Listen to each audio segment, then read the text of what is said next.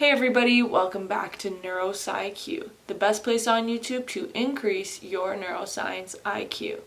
Thanks for joining us again for another week's episode, and if you're new to the channel, make sure you subscribe and turn on notifications so you can stay up to date with our weekly episodes.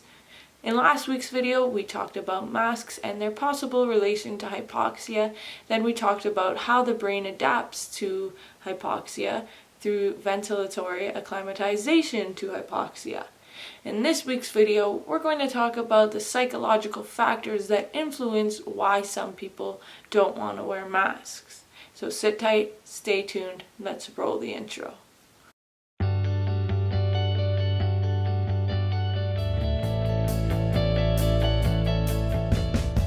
We are in the midst of a global pandemic, and so it's essential that society reacts appropriately so that we can mitigate the negative effects brought on by the pandemic. But what is the appropriate response?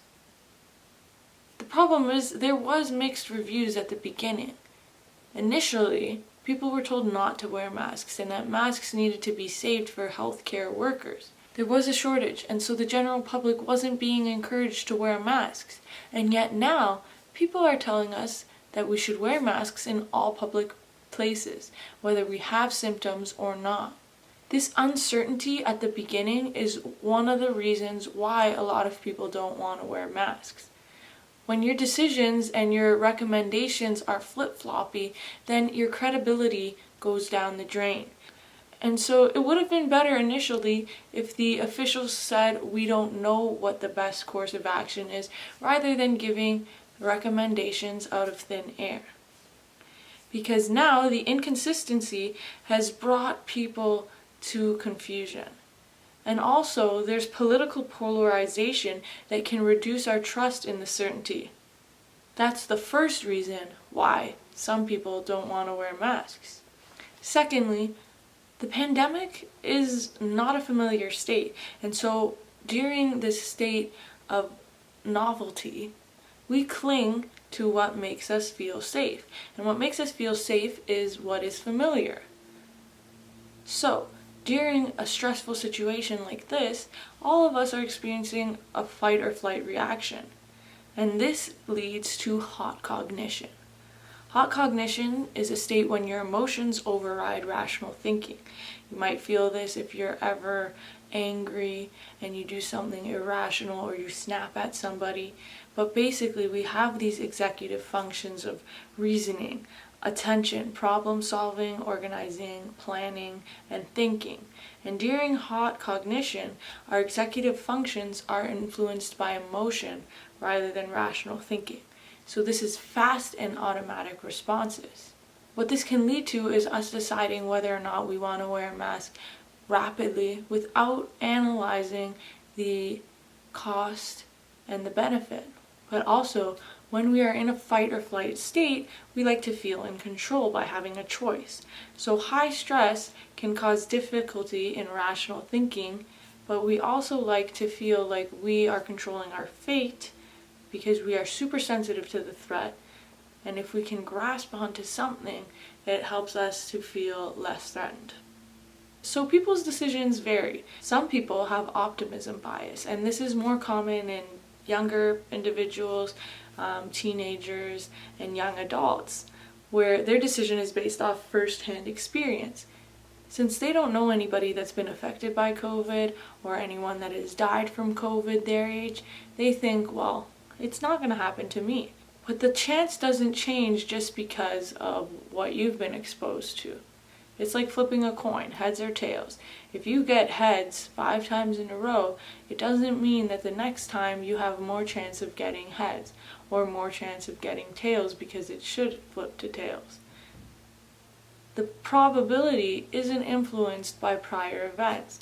And so this optimism bias, where we think that if we haven't seen anyone or we don't know anyone that has had COVID, that we can't get COVID either.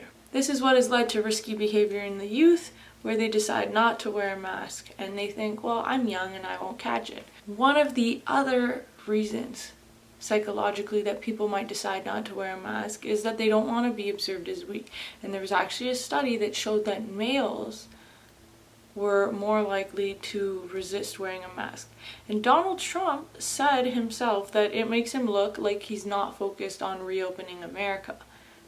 So even he perceives it as weakness, and that is why a lot of the times he doesn't wear a mask. There's also a lot of other political figures that choose not to wear them, and that leads to problems as well, because individuals see the political figures not wearing a mask and they think, well, if they're not wearing it, it's not that bad. So keep that in mind, and we encourage you to think critically, and we encourage you to be rational in your decision making rather than relying on hot cognition and jumping straight to the point.